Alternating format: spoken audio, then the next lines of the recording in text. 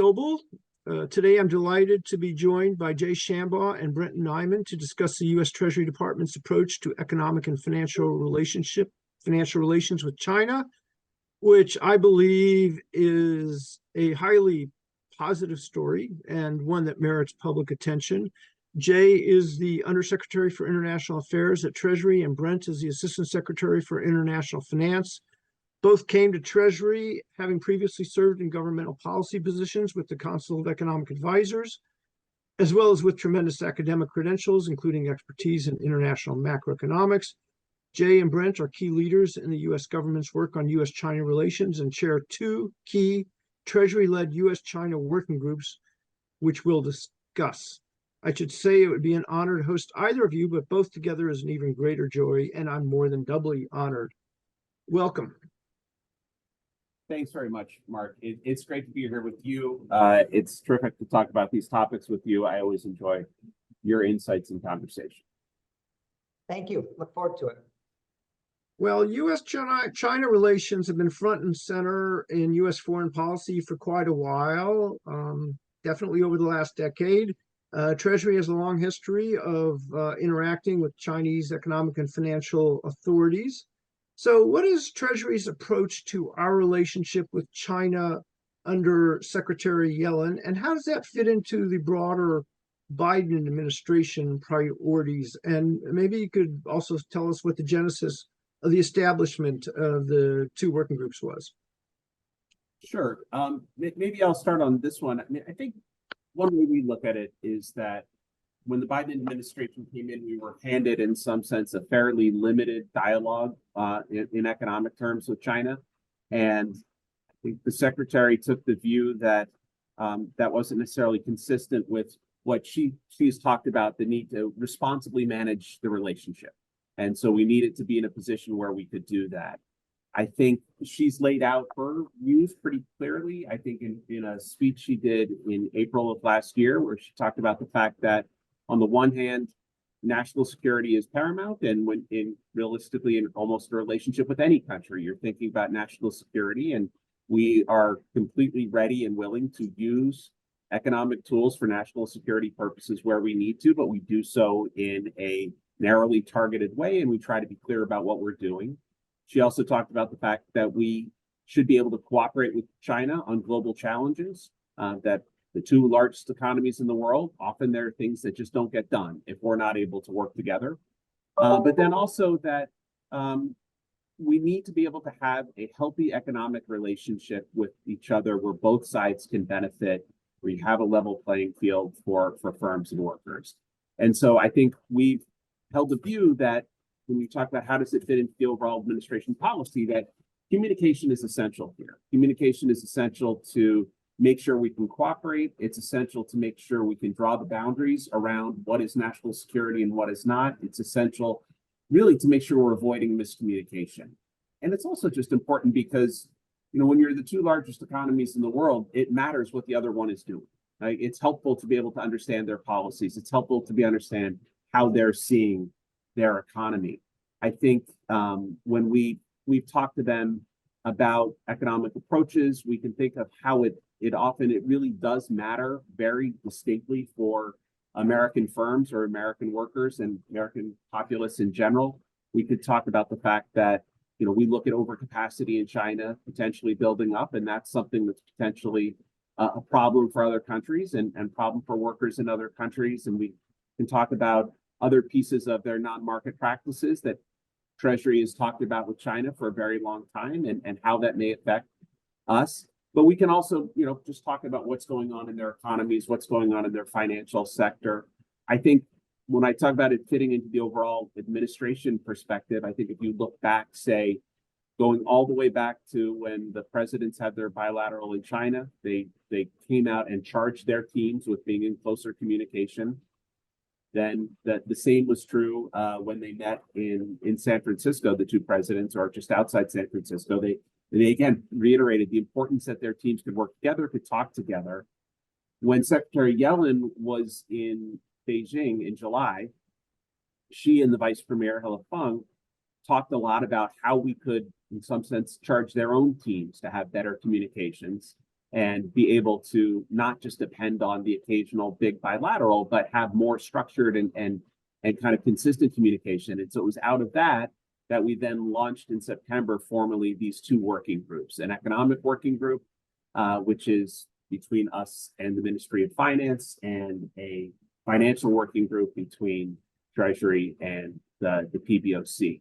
And so we've now been trying to use these groups to kind of take the charge we've been given to try to help stabilize the relationship, make progress where we can, try to explain our positions, avoid misunderstandings, things like that.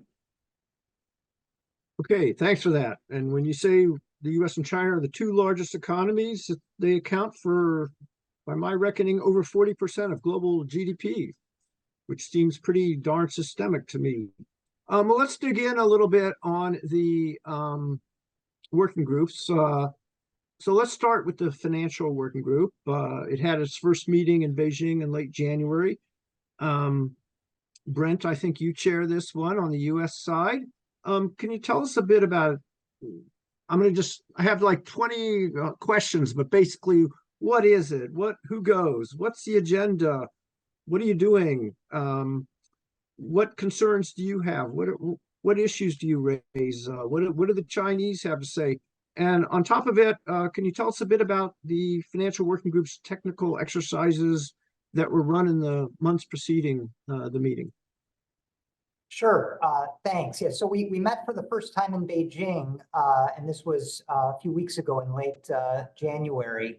But it was actually our third meeting. We had met a few times before, but the meeting in Beijing was a 2-day meeting. It was much longer, and therefore we were able to dig much deeper, get more substantive than in the prior shorter meetings. And I think of FWG as far as the topics and the goal. It offers a mechanism for us to discuss, basically all elements of domestic and international financial policy, pretty broadly defined. So the kind of topics that we cover, certainly we cover macro and financial stability and, regulation and supervision of banks and non-banks and capital market issues. But we also discuss things like, cross-border data frameworks and payments. We covered AML and CFT issues. We covered sustainable finance. And we even have talked about things related to, for instance, central bank swap lines or IMF governance. And the group that went, so I lead for Treasury, the FWG, and my counterpart is the deputy governor of the PBOC. But both sides had teams with very high level participation. When we went to Beijing in January, Undersecretary Nellie Liang led our discussion on the US regulatory structure, for example, and FinCEN Director Andrea Gaki came as well, and she spearheaded the discussions on AML, CFT.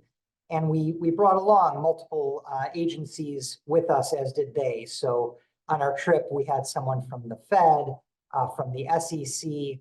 When we met with the PBOC, they had with them people from the Ministry of Finance, the CSRC, the NFRA, one of their regulatory agencies. So, this is the nature of kind of who met together, and it's a group that's high level, but also broad enough to cover a pretty wide set of issues.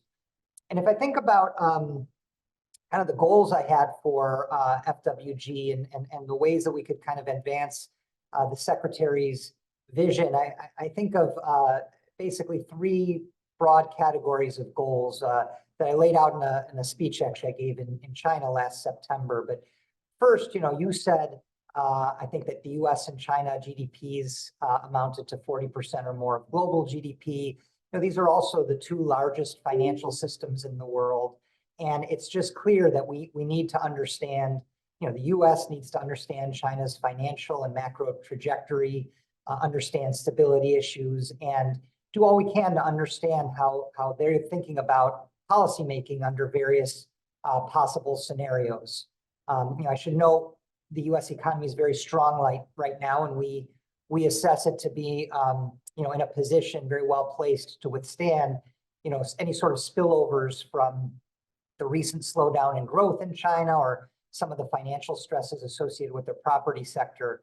but understanding these risks as best we can, and understanding kind of China's policy reaction function, what they would do and why, and how they're thinking about this, is really important for US firms, for US workers, and to improve our policy making. So I'd say that's first. Second, the secretaries talked about how important it is that we responsibly manage our economic relationship. Jay mentioned this as well, and I think of that as being also core to what we're trying to do. We want to make sure that there's engagement on these somewhat technical financial issues, not just at a political level, but at a staff level as well. We want to make sure that we can coordinate quickly together if needed.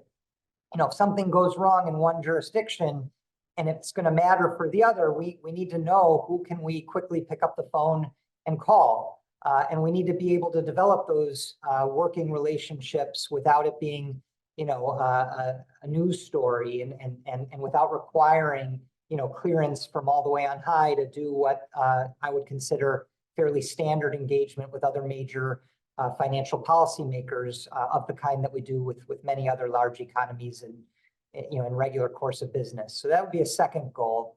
And then the third, Jay talked about how it is important to have an outlet to be able to voice concerns or disagreements, make suggestions, but productively, in a way, for instance, when the secretary and Jay and I went, to China last summer, it was helpful that the secretary was able to flag, for example, the possibility of an outbound investment regime and be in a position to minimize the chances that there's any misunderstandings, to be in a position to be able to offer technical follow-up. And this comes up less, I think, in the financial working group than in, for instance, the economic working group, but it is also a part of the goal of sort of tighter links between between financial policymakers in the two countries.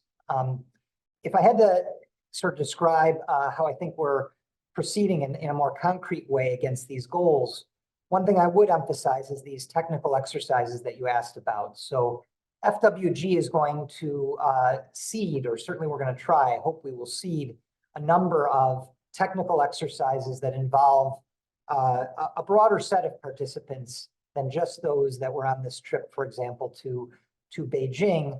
And I'll give you an example of one that we've already stood up, which is a technical exercise to discuss the hypothetical possibility of a GSIB failure, the failure of a globally systemically important bank. And we already conducted exercises roping in, for instance, on our side, experts from the FDIC, but also the Fed, Treasury, where over the course of a couple of virtual sessions over a few hours each, we were able to discuss what is our planning kind of rules, procedure, routines look like, and if there were to be stresses at a GSIB, how would actual resolution look like? Who makes what decisions, using what rules and procedures, and basically ask China to present the same on their side, such that we better understand, again, what to do if we were ever in such a situation. We have these kinds of engagements with other economies, but to my knowledge, haven't had something like that on that topic with China recently. And an example of something important that came out of it was there were areas where we thought important suggestions to make to the Chinese, which I was then able to follow up on and make in person when we were there in Beijing to try to move things to a place that would jointly benefit both countries on that topic. And we're trying to stand up other similar exercises. We've already done one on how our central banks model climate-related financial risk. And I anticipate that we'll keep building on these sorts of technical exercises moving forward.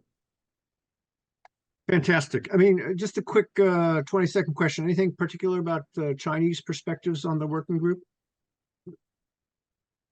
I would simply say that, they've sent signals that they treat it as a very important part of how they think about managing our bilateral relationship. Both Jay on his trip more recently, I'm sure he'll talk about. And when I went, they granted bilaterals with the Secretary's counterpart, Vice Premier He Lifeng, and made sure that we had access to participants outside of just the actual working group meetings, over coffee breaks, over other engagements during those couple days, in ways that suggested that they view the working groups again as a really important forum and tool. And because we will be able to meet with more regularity than, for instance, Secretary Yellen and her counterpart will, I think that sort of engagement will put us in a place such that they can take off on their conversations from a further point and make those engagements more productive and more effective. Thanks for that. And just to say, I remember from my days, the people at the PBOC, I found to be quite knowledgeable and impressive. A lot of them are educated, in US universities. So it was always a good dialogue when you finally got in the room together. Jay, so you've just returned from the Economic Working Group. So if I put all the same questions to you that I put to Brent, that would be a snapshot of what I would ask you. So I leave it with you. Okay, great. Thank you. So to kind of run through the same questions then. So the Economic Working Group is structured between Treasury and the Ministry of Finance in China. And so the idea is of dividing these working groups in part is just that Treasury has a wide swath of business we do with China. Some of it is really more aimed at the Ministry of Finance. Some is really aimed at the PBOC. PBOC covers some things that the Fed doesn't that are really more in Treasury's lane. And so we've divided the working groups primarily based on the counterpart more than necessarily purely the topic. What is economic and what is financial is a little bit based on where it lands in their system. I lead for the United States. The Vice Minister from the Minister of Finance leads for China. Much like with the EWG, we bring in other participants when it makes sense. So when we're talking about the economy, we always have the Federal Reserve there because I certainly don't want to talk about monetary policy, U.S. monetary policy. That's the Reserve's an independent agency, and so they very much have institutions. So they're there, talk about their views on the economy and monetary policy. The Chinese side will bring a variety of participants. Sometimes depending on the question, they might bring PBOC for the same reason. They might bring NDRC. It depends what we're talking about. I'd say there are kind of three big buckets that we're talking about. One is we just talk about the economy. They gave us a presentation on how they're seeing things in their economy, their recent data, their forecasts, how they're thinking about things. We do the same for them, talk about how we're seeing things, provides an opportunity to ask questions, kind of similar to what Brent said about reaction functions. What might you do if something happens? How are you thinking about going forward? I will be honest, the Chinese always seem to find this very interesting and a very helpful part of the session. I don't understand why it's as useful to them as it is to us. So, Secretary Yellen's out on TV talking all the time about how she sees the economy. Jay Powell gives long press conferences. We're pretty open book on this.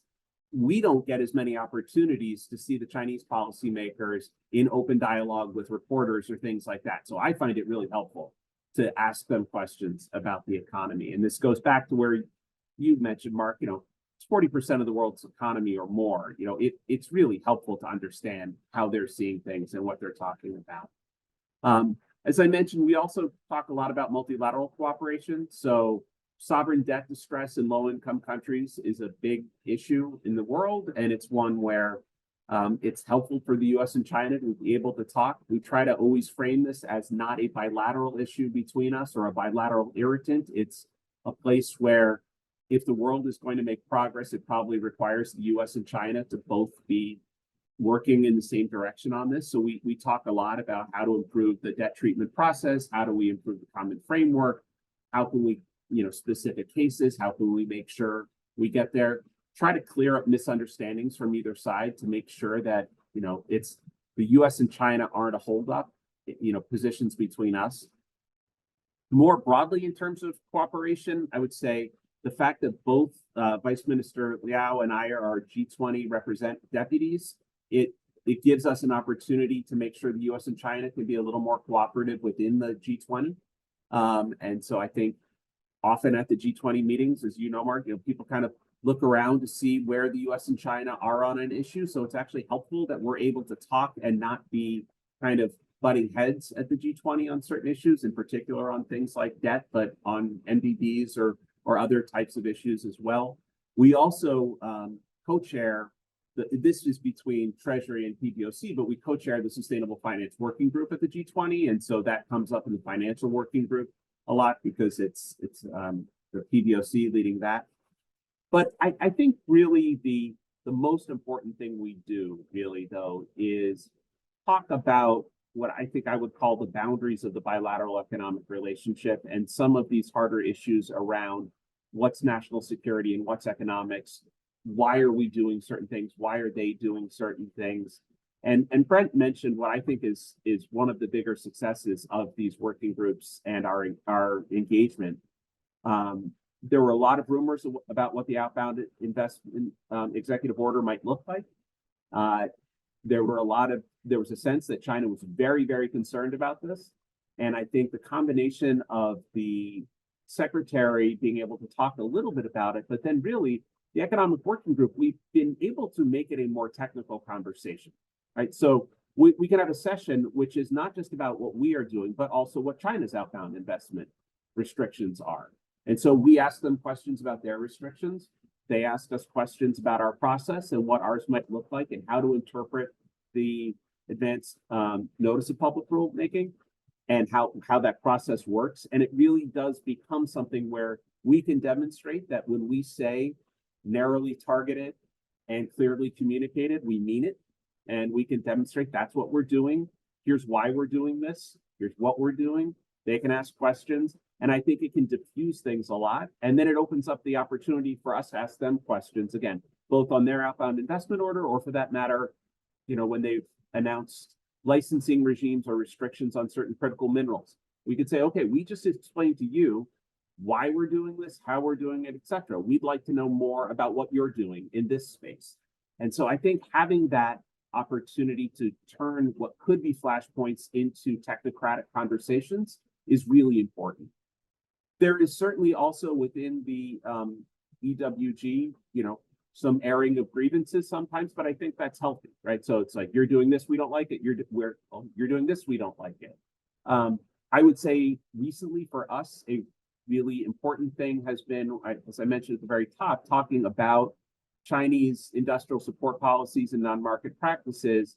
That's something Treasury always raises. I know way back we've always raised, but in this case, what we're really trying to hone in with them is how that connects with their macro policy, where macro policy is pushing more on supply and really not thinking about demand. And you pair that with industrial support aimed at advanced manufacturing, that it really looks like, and you even hear this in Chinese policymakers' speeches, it looks like building over capacity in certain sectors and really trying to communicate to them that they're not a small open economy. They're not 4% of the world economy. They're pushing 20. And that they're not a price taker on world markets anymore. They're a price maker. And that what happens in China with overcapacity can have substantial spillovers to the rest of the world.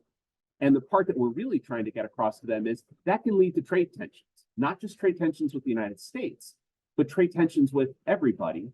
And if, Europe is launching a countervailing duties investigation on Chinese subsidies in electric vehicles, Mexico, India, a whole range of countries have anti-dumping investigations. And trying to get across, this is not anti-China. This is not trying to hold them down. This is a response to their policies. And so I think having the opportunity to really dig into this, as Brent said, this wasn't kind of a quick meeting on the side of something else or a 2-hour virtual thing. This was stretched over 2 days, which let us have a long time to talk.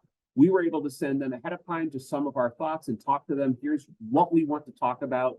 They were able to send back, well, here's how we think about this, so that when we got in a room together, we could have a substantial conversation, with the goal being to really tee this up so that the secretary can talk to the vice premier about this. We can raise this to the highest political level in China.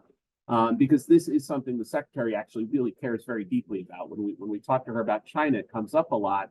She's just worried both about the impact on U.S. workers, but also how this could spill into trade tensions. So I think these working groups really are setting up some useful things for us that I think can matter both to how the relationship goes, but also to how we can try to communicate. Thank you. Well, as you know, I participate in a lot of technical and financial and economic working groups in my lifetime. And just to underscore that, I think the technical discussions are highly valuable. And I think you really highlighted they promote understanding, whether you agree or not, at least you understand where the other side is.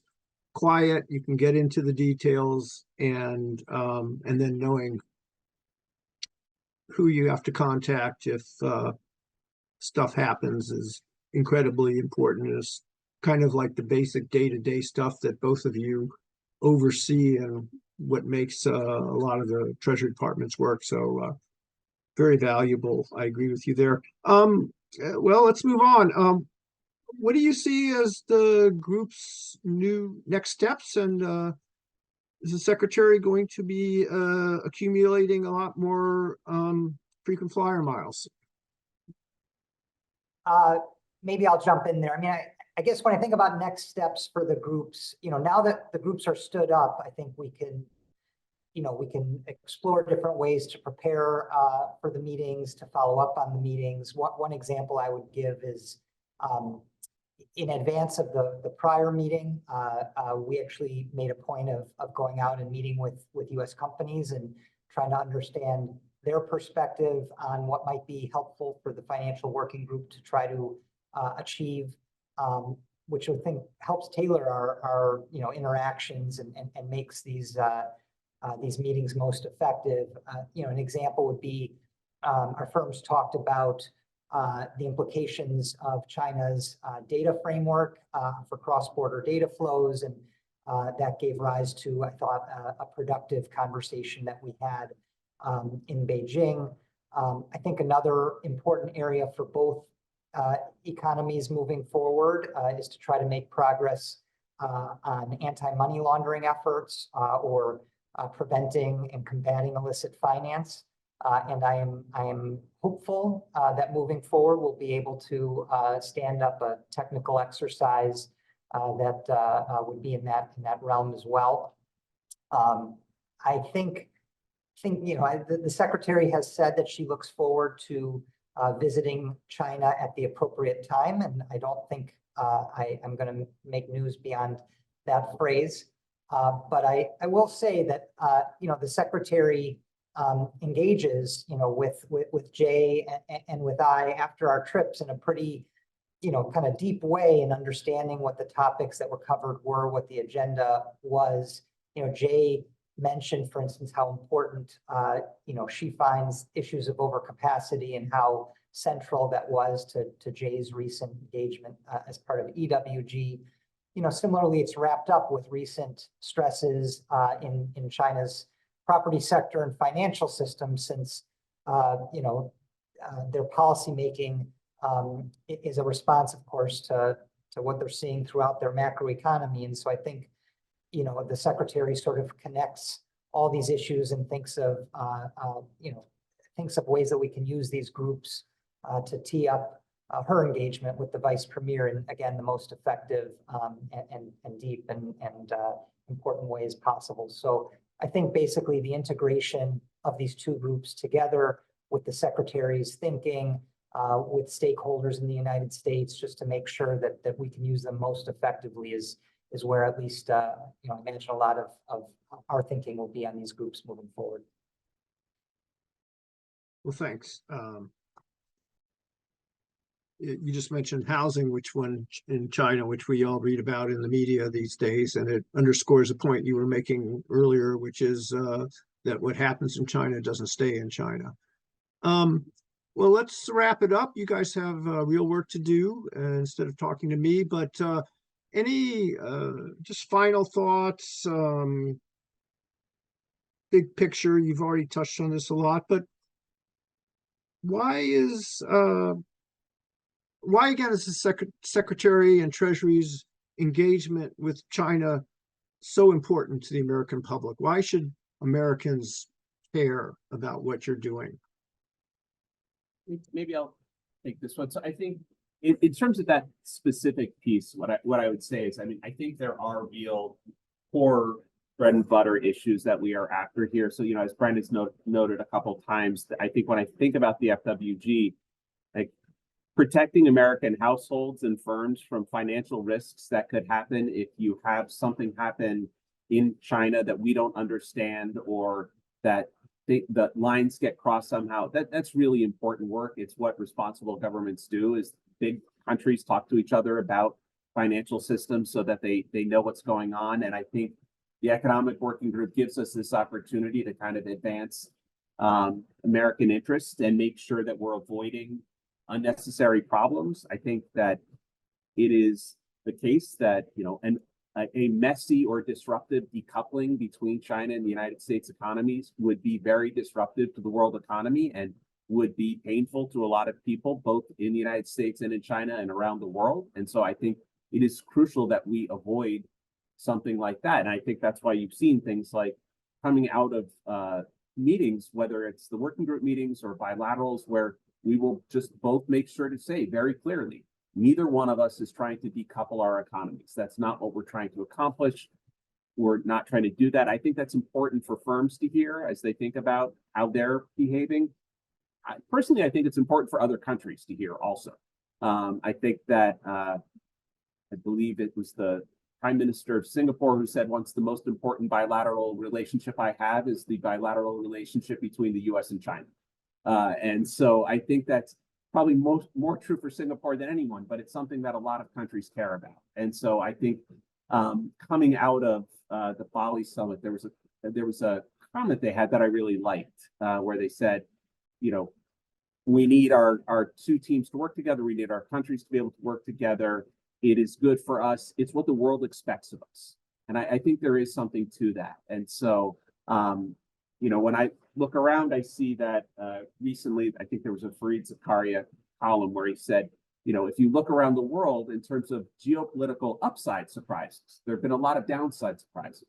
But in terms of upside surprises, one of the most notable is, as you noted at the start, Mark, the improved stabilization in the relationship between the US and China, in particular in the economic space, is one of the upside surprises that we've seen. And so I think Secretary Yellen thinks this is really important. She has put a lot of personal time into it. She's met her counterpart 3 times in person in the last year at one point, between meeting outgoing Vice Premier Liu He in Switzerland, and then seeing Vice Premier He Lifeng twice in Beijing and then San Francisco. So that's a lot of time for a Treasury Secretary. She poured a lot into it because she thinks it's really important that we can try to do some of this stabilization and responsible management. And so I guess I would just say, personally, I'm proud of the work we're able to do here. I think the working groups and the bilateral work the Secretary has put in has been important. I think